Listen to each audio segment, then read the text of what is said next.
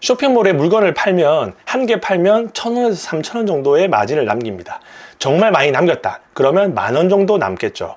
하지만 이런 물건들을 정말 많이 팔았다고 하더라도 객단가 낮은 상품은 마진이 적기 때문에 일을 많이 하지만 실제로 내가 가져가는 돈은 적을 수밖에 없습니다. 그럼 이런 고민을 하겠죠. 어떻게 하면 일을 조금 적게 하고 많은 돈을 벌 수 있을까? 그거에 대한 정답은 바로 객단가 높은 상품. 결국은 단가가 높은 상품을 팔게 되면 내가 가져가는 순이익도 커지게 됩니다. 예를 들어 보겠습니다. 만약 10,000원짜리 상품을 제가 온라인에서 팔게 되고 마진을 10% 먹는다. 그러면 저는 10,000원짜리 상품을 팔아서 1,000원을 남기게 됩니다. 하지만 만약에 제가 100만원짜리 명품을 팔았다. 마진을 10%다. 그러면 저는 10만원이라는 돈을 벌게 됩니다. 이 10만원 돈을 상품을 한 개를 팔아서 벌 수 있는 돈이죠. 제가 또 다른 예를 들어보겠습니다. 만약 1,000만원짜리 샤넬 가방을 온라인에서 팔았다. 그러면 마진 10%만 하더라도 100만원 이상의 순이익을 거둘 수 있습니다.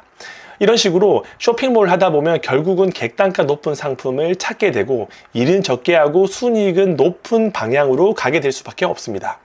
저도 작년에 뮤트라는 20대 후반의 남자 셀러분을 만났습니다. 그분은 온라인에서 명품을 팔아서 한 달 매출이 1억 5천 이상 나오고 순이익을 2천만 원 정도 가져간다고 하셨습니다.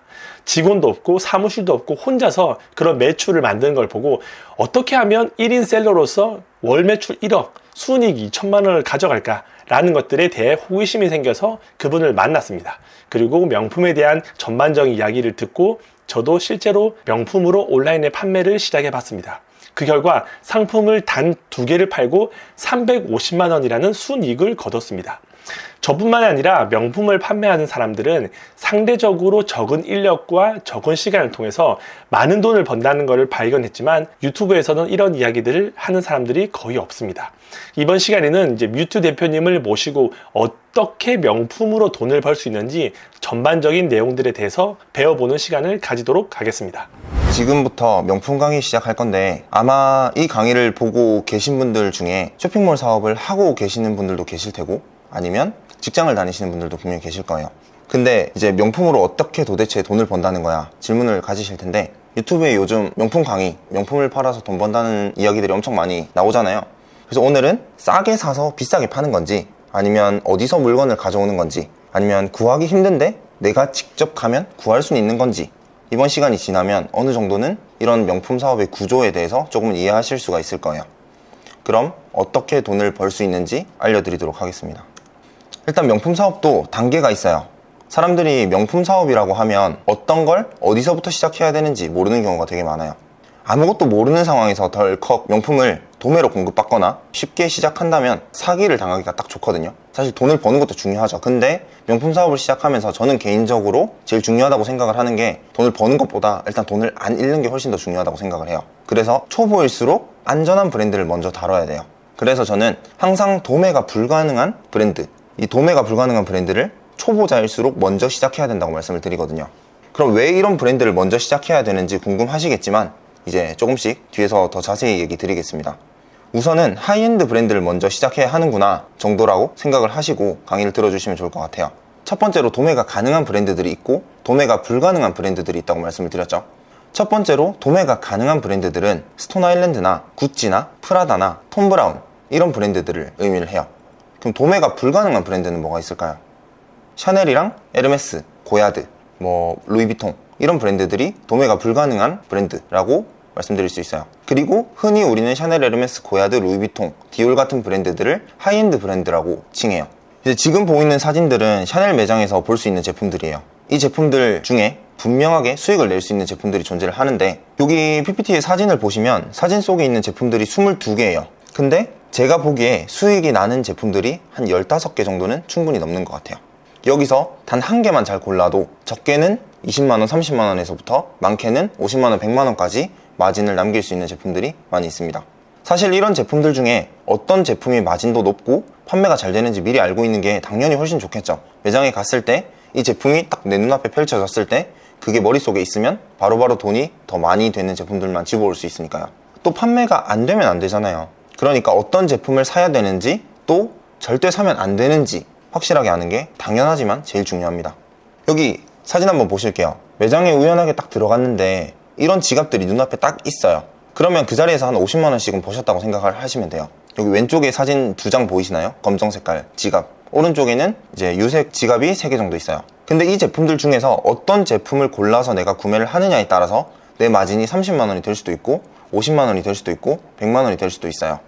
그래서 당연한 말이지만 제품을 보는 눈을 기르는 게 가장 중요해요. 자, 이거 한번 볼게요. 예를 하나 들어보면 이 제품은 보시다시피 77,000원에 제가 구매를 했어요. 일본에 놀러 갔다가 아무래도 이런 사업을 하다 보니까 하나 구매해온 제품인데, 모든 제품은 판매용으로 해외에서 제가 물건을 사서 한국으로 들고 올 때는 세금이라는 걸 내고 들고 와야 돼요. 이제 당연히 관세랑 부가세를 납부를 해야겠죠. 이제 한국에 도착해서 관세랑 부가세를 내고 나니까 결과적으로 약 88만 원에 구매를 하게 되더라고요.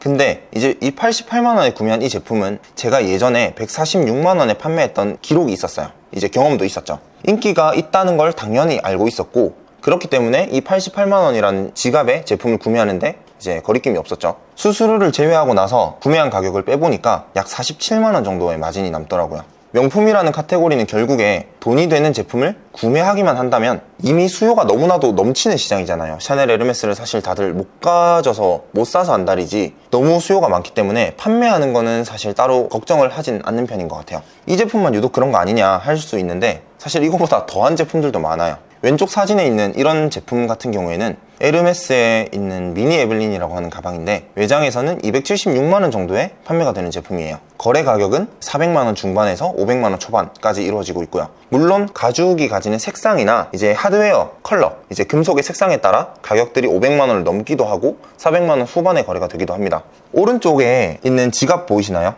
이 가방뿐만 아니라 이 오른쪽에 있는 거는 에르메스 장지갑이랑 반지갑인데, 이 제품들도 구하기만 한다면 마진이 거의 한 60만원에서 100만원 사이를 왔다 갔다 하는 제품들이에요.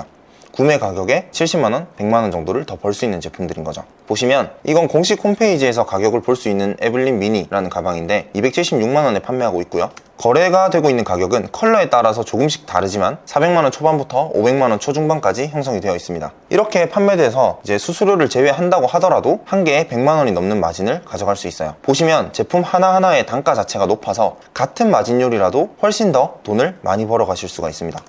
이렇게 제품 하나로 127만 2,600원의 마진을 보실 수가 있고요. 색상에 따라서 가격이 조금씩 다를 수 있다고 말씀을 드렸는데, 이런 같은 에블린 16이라는 가방인데 색상이 이렇게 하얀색으로 형성되어 있으면 조금 더 비싸게 거래가 되곤 합니다. 매장에서 구매하는 가격은 정가이기 때문에 당연히 똑같죠. 근데 이제 사람들이 원하는 취향이나 선호도에 따라서 가격이 훨씬 더 높게 거래가 됩니다. 그러니까 당연히 마진은 더 높아질 수밖에 없겠죠. 제품 하나로 120만원 정도 남는 제품들이에요. 이제 이거는 작년에 실제로 제가 판매했던 가방인데 에블린 16인데 똑같은 제품이에요. 근데 가격이 459만원에 거래가 됐고요. 색상이 그리스메이어라는 제품이었어요. 이 제품의 경우에는 459만원에 판매를 했고 약 140만원 정도의 마진이 남았습니다.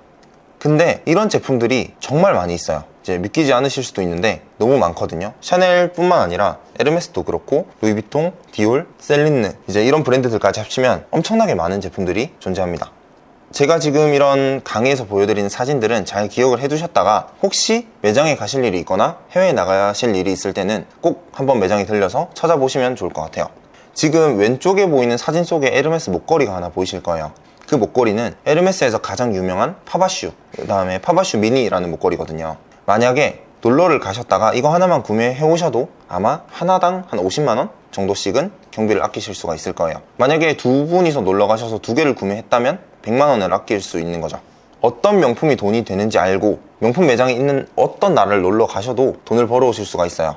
자, 이제 지금까지는 제가 설명드린 것만 보더라도 명품을 사서 판매하면 이 명품을 판매하는 행위만으로 돈을 벌 수 있겠구나 정도는 확신이 조금 생기셨을 거라고 생각을 해요. 근데 만약에 이렇게 하나에 20만원 남는 것도 있고요, 40만원 남는 것도 있고 100만원이 남는 것도 있을 텐데, 이런 제품들이 내가 물건을 사러 갈 때마다 내 눈앞에 계속 존재를 한다면 이제 얼마나 기분이 좋을까요? 이제 지금 사진 속에서 보여드린 이 제품들은 보면 루이비통이랑 샤넬이랑 에르메스 이제 이런 것들이 보이는데 전부 다 합쳐서 마진이 약 700만원 정도 남는 제품들이에요. 그런데 이제 이런 제품들을 국내랑 해외에서 계속해서 구매를 하고 또 국내에 와서 판매를 하고 이렇게 하면서 이어오고 있습니다. 너무나도 인기가 많은 제품들이라서 사실 제품을 구매를 하기만 한다면 수요 자체가 아까 너무 탄탄하다고 말씀을 드렸죠. 그러면 한국에서 판매되는 거는 사실 시간 문제일 뿐이에요. 구매를 하는 행위 자체가 수익으로 바로바로 직결이 되기 때문에 비교적 리스크가 없이 수익을 확보할 수 있는 방법 중에 하나예요. 제품을 구매하러 갈 때마다 이렇게 쇼핑백 한가득씩 챙겨올 수 있으면 상상만 해도 이제 행복하지 않나요? 이게 전부 다 돈으로 보이는 시기가 분명히 오실 거예요. 여기 양쪽 사진을 보면 한쪽 사진당 약 100만 원의 수익을 가져다 줄 수 있는 제품들이 들어 있습니다. 자, 이제 제일 궁금하신 부분인데요. 명품 매출과 마진율인데 여기 보시면 명품 판매 세팅 후에 첫 2주간의 판매 내역이에요. 회전 기간이 21일이 걸리는 것도 있고 8일이 걸리는 것도 있고 29일이 걸리는 것도 있어요. 이게 뭐냐면 제가 명품이라는 걸 세팅하고 나서, 세팅이라고 하면 제품을 사서 사진을 찍고 온라인 플랫폼에 등록을 전부 다 마치면 그걸 저는 세팅했다라고 표현을 하거든요. 그러고 나서 이제 1일차부터 14일차까지 판매 내역이었어요. 총 매출은 1398만 4천 원이 나왔고 마진은 약 250만 원 정도가 나왔어요. 두 번째는 15일차부터 45일차, 이제 제대로 된 한 달 수익 내역인데요. 매출은 약 3,370만 원에 이제 마진은 약 560만 원 정도가 나왔습니다. 보시면 마켓도 리본즈나 피레이, 반란, 스마트 스토어 뭐 이런 곳에서 판매되신 걸 보실 수가 있을 거예요. 세 번째 사진을 보시면 요거는 46일차부터 75일차 판매 내역이고요. 매출은 6,300만 원, 마진은 약 920만 원 정도가 나왔습니다. 여기도 보시면 회전 기간도 보실 수가 있고요. 판매된 마켓이 어디서 매출이 가장 많이 일어나는지도 이렇게 공유해드리고 있어요. 이제 이건 네 번째인데요. 76일차부터 105일차, 그러니까 4달째 판매 내역이죠. 매출은 약 1억 1,800만 원 정도가 나왔고 마진은 1,600만 원 정도가 나왔었어요. 여기 왼쪽에 보이는 사진은 제가 사업을 시작했을 때 첫째 달 매출이고요. 오른쪽은 둘째 달 사진이에요. 1,400만 원에 250만 원, 매출이 두 번째 달은 3,300만 원에 마진은 약 560만 원이 나왔습니다. 세 번째 달은 약 6,300만 원에 920만 원, 넷째 달은 약 1억 2천만 원에 순수익 1,600만 원 정도가 나왔습니다. 여기 보시면 제품 한 개당 마진을 보셔도 대부분 10만원에서 30만원짜리도 많이 보실 수 있고 50만원에서 80만원 사이에 머무는 제품들도 많이 확인이 되실 거예요. 여기 택배 사진들 보이시나요? 매출이 이렇게 나와도 순수익을 한 달에 1,000만원씩 가져간다고 하더라도 하루에 보내야 되는 택배의 양은 그렇게까지 많진 않아요. 그래서 저는 시간 대비해서 투자 효율이 너무나도 좋기 때문에 남은 시간을 여유롭게 활용하고 있습니다. 이제 대표님들이 어떤 걸 궁금해 하실까 생각을 하다가 제가 크게 3개 정도 목차로 나눠봤는데 하나씩 설명드리도록 하겠습니다. 왜 구찌, 프라다, 버버리 이런 도매가 가능한 컨템포러리 브랜드들이 아니라 샤넬, 에르메스로 먼저 시작해야 되는지 먼저 알려드릴게요. 근데 여기서 왜 하이엔드라고 말씀을 드리냐면 저희는 흔히들 샤넬, 에르메스 뭐 이런 브랜드들을 저희는 하이엔드 브랜드라고 표현을 합니다. 그리고 두 번째는 누구나 명품으로 돈을 벌 수 있습니다 라는 키워드예요. 이런 결과를 만들어낸 게 과연 저만 할 수 있었던 건지 아니면 명품을 모르는 누구나 할 수 있는 건지 이제 거기에 대해서 설명을 드릴 거고요. 마지막으로 하루에 얼마나 시간을 투자를 해야 되는지 하나씩 살펴보도록 하겠습니다. 첫 번째로 명품을, 엄청나게 많은 명품들이 있지만 명품들 중에서도 구찌, 프라다, 버버리가 아니라 왜 특히 하이엔드 브랜드를 먼저 공략해야 되는지에 대한 이유를 알아보도록 하겠습니다. 하이엔드 브랜드, 에르메스, 루이비통, 샤넬 이런 것들이 있어요. 명품은 크게 두 가지로 구분을 할 수가 있어요. 에르메스나 루이비통, 샤넬처럼 국내나 해외를 포함해서 백화점이라는 곳에서만 구매할 수 있어요. 이런 고가 제품의 브랜드들과 백화점을 포함해서, 물론 백화점에서도 판매를 하죠. 근데 아울렛에서도 판매를 하는 브랜드들, 크게 이렇게 두 가지로 나눠요. 앞에서 말씀드린 브랜드들은 싸게 살 수 있는 방법이 하나도 없어요. 여기서 싸게 살 수 있는 방법이 하나도 없는 브랜드들은 샤넬, 에르메스, 루이비통, 디올, 고야드, 셀린느 같은 하이엔드 브랜드들을 칭하겠죠.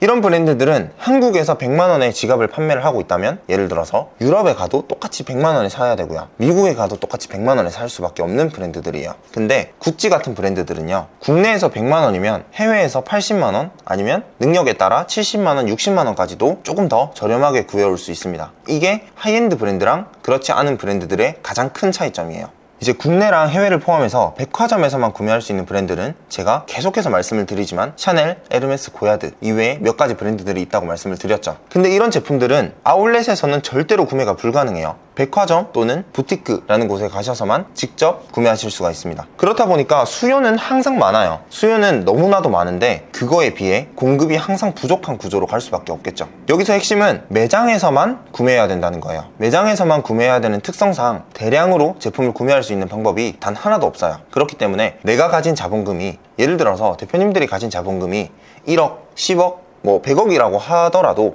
제품을 내가 원하는 만큼 확보를 해서 가지고 오는 게 불가능해요. 도매 자체가 불가능하기 때문이거든요. 그럼 반대로 백화점에서도 구매가 가능한데 아울렛에서도 구매가 가능한 브랜드들은 아까 대표적으로 구찌나 프라다 같은 것들이 있다고 말씀을 드렸죠. 근데 이런 브랜드들은 수량이 제한되어 있지 않다 보니까 상대적으로 대량으로 구매하고 컨트롤하기에 유리합니다. 대충 하이엔드 브랜드랑 그 외 다른 브랜드들의 유통 방식, 그 중에서 가장 큰 차이점 한 가지를 설명드렸는데 이 차이가 조금 이해가 되시나요?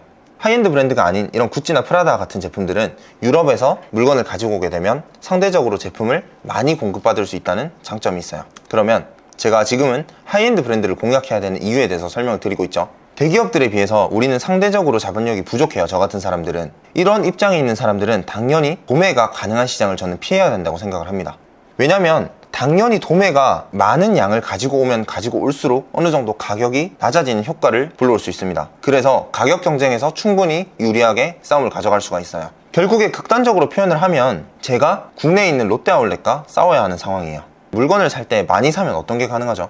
당연히 할인이 되죠. 그러니까 도매 가능한 시장이 저희한테는 불리해요. 그래서 저는 오히려 하이엔드 브랜드들을 먼저 시작해야 된다고 계속해서 말씀을 드리는 거예요. 그래서 오히려 처음 시작하시는 분들이 아무것도 모른다는 가정하에 조금이라도 공평하게 경쟁할 수 있는 시장에 들어가야 된다고 저는 생각을 합니다.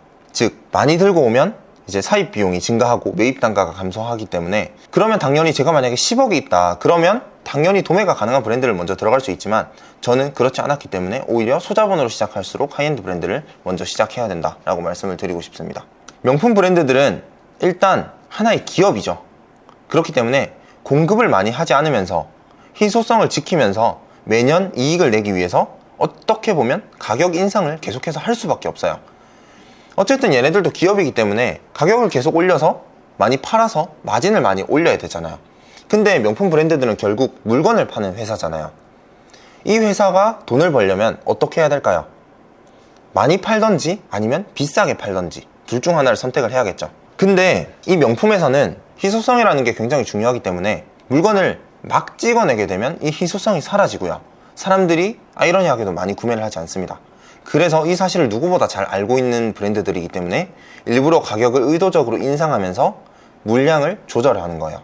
그래서 명품에서 이 희소성이라는 가치 하나를 얼만큼 중요하다고 생각을 하냐면, 이 하나의 가치를 위해서 하이엔드 브랜드들은 굳이 남는 재고들을 더 싸게 팔 수도 있지만 한정된 수량만을 고집하기 때문에 계속해서 막 불도 태우고요. 물건을 소각하기도 하면서 이 공급량을 의도적으로 조절을 합니다. 샤넬 같은 경우에는 22년도에만 3번의 인상이 있었어요. 그리고 매년 꾸준하게 가격을 인상시키고 있습니다. 이걸 리스크 관리 측면에서 본다면 매년 인상되는 제품 비용, 그러니까 얘네가 계속 매년 가격을 올리잖아요. 3번, 4번. 이 비용이 반대로 생각하면 오히려 내가 가진 재고의 리스크를 그만큼 줄여주는 효과를 줄 수 있다라고 설명드리고 싶어요. 처음 시작하시는 분들이 최대한 리스크를 줄일 수 있는 방법 중에 하나죠. 그러면 가격이 올라가는데 왜 내 리스크가 줄어드냐 궁금하실 수 있잖아요. 예를 들어서 대표님들이 1000만 원 정도의 제품을 사입해뒀다고 가정을 해볼게요.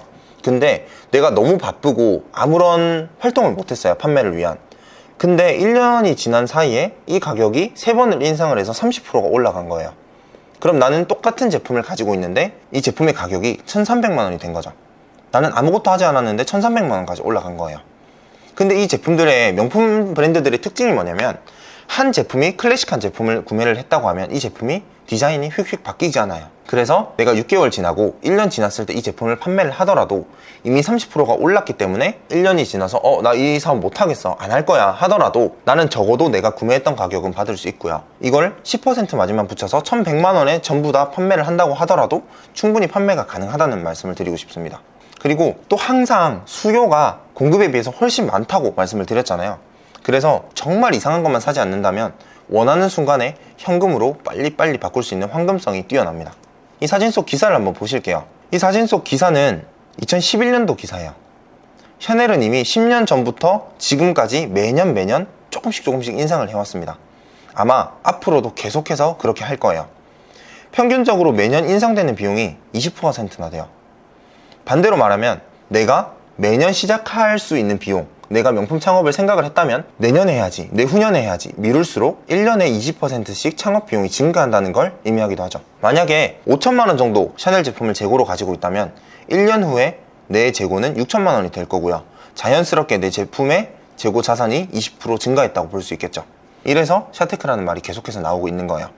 대부분의 제품들은 구매를 하는 순간 값어치가 떨어지는 감가상각이라는 걸 가지게 되는데, 이제 완전 하이엔드 명품 시장으로 진입하게 되면 이런 것들이 조금 반대로 이루어지는 걸 느끼실 수가 있을 거예요. 그럼 명품 시장에 들어와서 만약 명품 사업을 시작을 하신다면 왜 하이엔드 브랜드로 먼저 시작을 해야 되는지 간략하게 설명을 드렸어요. 그럼 이제 더 중요한 문제예요. 더 중요한 문제는 명품을 모르는 나도 시작할 수 있을까? 이게 제일 걱정이 되시잖아요. 결론부터 말씀을 드리면 명품을 잘 모르셔도, 자본금이 없어도, 해외에 나가지 못해도 상관없어요.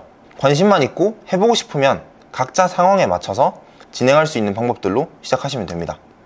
왜 그러냐면 대표님들이 지금 이거를 해야지 마음만 먹고 있는 거랑 내가 이걸 통해서 100만원으로 시작을 해서 단돈 10만원이라도 벌어보는 거랑은 하늘과 땅 차이거든요.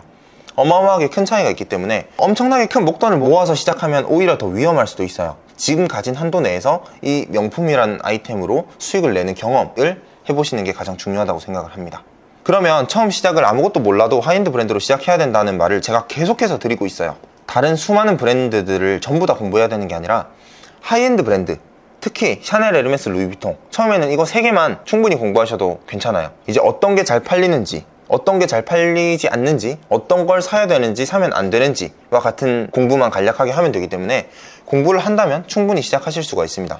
그리고 왜 이거 3개만 하면 부담이 없냐면 엄청나게 많은 브랜드들이 있고 엄청나게 많은 제품 종류가 있어요. 그에 비해서 샤넬, 에르메스, 루이비통 같은 클래식한 제품들은 정해져 있고 거기서 공부해야 되는 양도 어느 정도 정해져 있기 때문에 공부해야 할 양이 그렇게까지 많지 않습니다. 저도 이 사업을 지금까지 진행하는 동안 샤넬, 에르메스, 루이비통 같은 제품들을 다 합쳐가지고 제가 제 스마트 스토어에 올라간 제품이 약 300개가 되지 않아요. 그러면 결국 내가 300개 정도 제품만 사야 되는 제품이라고 머릿속에 넣으면 구매하는 데 큰 지장이 없다는 의미겠죠. 근데 제가 돈이 없어도 시작할 수 있다고 해서 진짜 무자본 창업은 불가능하겠죠. 그래도 적어도 제품 1개는 살 수 있을 돈이 있어야 될 거잖아요. 당연히 자본금이 많으면 많을수록 좋겠죠. 근데 방법을 알고 공부를 하면 자본금이 크게 중요할까라는 생각이 들긴 합니다. 다양한 사업 아이템들이 존재를 해요. 다른 사업들도 기본적으로 어느 정도 초기 투자금이 중요합니다. 예를 들어서 대표님들이 흔히 유튜브에서 보실 수 있는 위탁 판매, 아니면 해외 구매 대행, 대량 등록 같은 것조차도 처음에 무자본으로 시작은 할 수 있어요. 근데 매출이 나오는 순간 정상 기간 2달 또는 1달이라는 기간 동안 내가 카드로 결제를 해야 되고 그 결제 대금을 다음 달에 갚아야 되는, 매출이 나오는 거에 적어도 20% 마진을 가져간다고 하면 80%는 결제할 수 있을 돈이 있어야 돼요. 그래서 이 명품 사업도 그런 거랑 똑같다고 보시면 될 것 같습니다. 그래서 30만원 남는 제품이 1개를 팔아도 좋죠, 5개를 팔아도 좋죠. 그래서 이거는 개개인들마다 원하는 수익의 크기가 다르기 때문에 1000만원 있는데 시작해도 될까요? 5천만원 있는데 시작해도 될까요? 상관없어요. 근데 당연히 자본금은 많을수록 좋습니다. 1000만원 있으면 1000만원에 맞게 나올 수 있는 수익을 기대하시면 되고요. 내가 자본이 많다면 많은 만큼 벌 수 있는 수익을 기대하시면 되는 거예요. 그래서 이걸 작게라도 시작을 해보냐 안 해보냐, 이 작은 차이가 나중에 엄청 큰 결과를 만들어내니까 관심 있으신 분들은 내년 되면 더 늦어요. 제 생각에는 2년 3년 뒤면 시작 못 하실 수도 있어요. 그래서 아직 포화 시장이 아니라고 생각하기 때문에 지금 막 이렇게 유행이 번지고 있을 때 자리를 잡으시는 걸 추천드립니다. 그럼 다음 사진 볼게요. 제가 수많은 강의를 하면서 가장 많이 듣는 질문 중에 하나예요. 저는 현재 해외에 나가지 못하는 상황입니다. 근데 그럼 시작할 수가 없는 걸까요? 물어보시는 분들이 계셔요. 그러면 한번 생각을 해볼게요. 대표님, 이거 코로나 이후에 최근 몇 년 동안 나갈 수 있는 사람이 없었잖아요. 그러면 해외에 꼭 나가야만 명품 사업이 가능하다면 해외에 나가지 못하는 기간 동안 이 명품 사업은 완전히 망했어야겠죠. 근데 아이러니하게도 이 2년이라는 갇혀있는 기간 동안 명품 사업은 엄청나게 성장을 많이 했고, 이 기간 동안 발란트렌비 같은 플랫폼이 생겨났다고 해도 뭐 과언이 아니죠. 그래서 이것만 보더라도 해외에 나가지 않더라도 충분히 진행하실 수 있으니까 걱정하지 않으셔도 됩니다. 이 사진 한번 보실게요. 최근 작년 11월에 명품 사업을 시작하신 분이에요. 카톡 내용을 보시면 상품 등록한 지 2주 정도 지났는데 이제 첫 주문 받았다고 카톡이 오더라고요. 그리고 나서 얼마 뒤에 또 하나 주문이 들어왔다고 하시고 재밌게 지금도 사업을 진행하고 계세요. 이분들은 직장생활을 하셨어요. 두 분 다 직장생활을 하시면서 시작을 하셨고요. 처음에 이분들도 당연히 명품을 잘 모르셨겠죠. 명품을 잘 모르셨는데 천천히 공부를 하시다 보니 지금은 한 6개월 정도 됐습니다. 이제는 어느 정도 대화가 잘 통할 정도로 발전을 하셨어요. 이렇게 처음 접하시는 분들도 결국 다 하실 수 있게 되더라고요. 그러니까 너무 걱정 안 하셔도 됩니다. 근데 이제 이분들도 처음이 있었을 거잖아요. 이제 처음은 어땠을까요? 두 분 다 12월 초쯤에 시작을 하셨죠. 근데 1월에 두 분 다 고민이 많으셨어요. 보시면 뭐 입질이 없다, 조금씩 가격 조절하고 있다, 하나 팔리고 안 팔려서 고민이다, 지금까지 총 3개 팔렸다, 이런 말들이 있죠. 근데 한두 개 팔리고 기분이 좋았는데 이제 점차 자신감이 붙을 거라고 이제 말씀을 드렸고, 더 재밌게 할 수 있을 거다 이렇게 계속 말씀을 드렸어요. 그리고 나서 지금은 잘 팔고 계시죠. 그래서 여기 보여드리는 분들도 그랬고, 저도 처음에 그랬고, 아마 대표님들도 명품 사업을 시작하면 분명히 그러실 거지만, 결국 3개월 정도만 지나면 이제 언제 그랬냐는 듯이 충분히 재밌게 하실 수 있을 거예요. 이분들 중 한 분은 이렇게 올라오셔서 어느 정도 안정 궤도에 올라오셨어요. 한 6개월 정도 만에 월 매출 1억, 순수익 1000만 원을 달성하셨고요. 꼭 이렇게 드라마틱한 게 아니더라도 이제 카페 후기만 보셔도 30만 원, 50만 원, 100만 원 정도 마진을 내셨다는 분들은 이미 엄청나게 많기 때문에 내가 원하는 만큼만 하시면 됩니다. 꼭 누구나 다 1억 매출을 원하시는 건 아닐 테니까요. 그러면 하루에 어느 정도 시간을 투자해야 될까요? 실제로 제가 처음에 이 명품 사업을 시작을 했을 때는 이 시장이 되게 폐쇄적이에요. 그래서 아무리 유튜브를 찾아보시고 네이버에 검색을 하고 구글에 찾아봐도 그렇게 많은 정보를 찾아보실 수가 없을 거예요. 그래서 한 달 정도는 혼자서 부딪히고 막 찾아보고 사기도 당하고 하느라 되게 바빴어요. 근데 한 달 정도 지나고 나니까 솔직하게 말해서 이 세팅이라고 하는 게 끝나고 나니까 하루에, 여긴 한두 시간이라고 적어놨지만 지금은 한 30분 정도 하는 것 같습니다. 여기서 말하는 제가 세팅이라고 하는 게 뭐냐면, 일단 대표님들이 1000만 원이든 3000만 원이든 5000만 원이든 각자 생각한 예산이라는 게 있을 거잖아요. 그래서 그 예산만큼 제품을 사입해야 돼요. 근데 이걸 사입할 때 중요한 게 뭐냐면, 100만 원짜리 하나 사입하고요, 이게 팔릴지 안 팔릴지 모르니까 올려놓고 이거 판매되면 나머지 더 사야지 라고 하면 사실 시작을 제대로 했다고 볼 수가 없어요. 만약에 그런 걱정을 하시면 대표님들은 이 명품 사업을 시작하기 전에 하이엔드 명품 사업이 돈이 된다, 그리고 리스크가 적고 이걸 꼭 해도 된다 라는 확신을 먼저 가지고 오시는 게 먼저라고 저는 생각을 해요. 그게 안 갖춰졌다 라고 하시는 분들은 어설프게 시작하지 마시고 그냥 시작을 하지 마세요. 그게 훨씬 더 돈을 아끼는 지름길입니다. 근데 만약에 내가 이런 확신을 섰다, 무조건 하고 싶다 라고 하면 이 제품들을 전부 다 사입을 한 다음에 이제 사진 촬영을 하겠죠. 그리고 내가 판매할 플랫폼에 전부 다 입점을 한 다음에 이 제품을 전부 다 상품 등록을 합니다. 여기까지가 제가 말하는 세팅이에요. 여기까지 하고 나시면 대표님들이 별다르게 할 게 없어요. 왜냐면 내가 하루에 1시간 딱 정해놓고요, 주문이 들어오면 주문 처리하고 재고는 당연히 집에 있을 테니까 한두 개 싸서 보내면 되니까요. 여기 보시면 아까 잠깐 보여드렸죠. 재고를 저희 같은 경우에는 이미 다 가지고 있기 때문에 시간을 딱 정해두고 주문 처리를 하면 그 시간에만 딱 주문 처리 한 번만 하면 돼요. 그렇다고 주문이 엄청나게 많을까요? 한 많아봐야 5개, 좀 적은 날에는 한두 개, 그 정도만 택배를 싸서 우체국 가서 보내주면 돼요. 근데 만약에 이런 걱정도 하시더라고요. 일정이 있어서 나는 직장 생활을 해서 우체국에 내가 못 가는데 어떡하냐.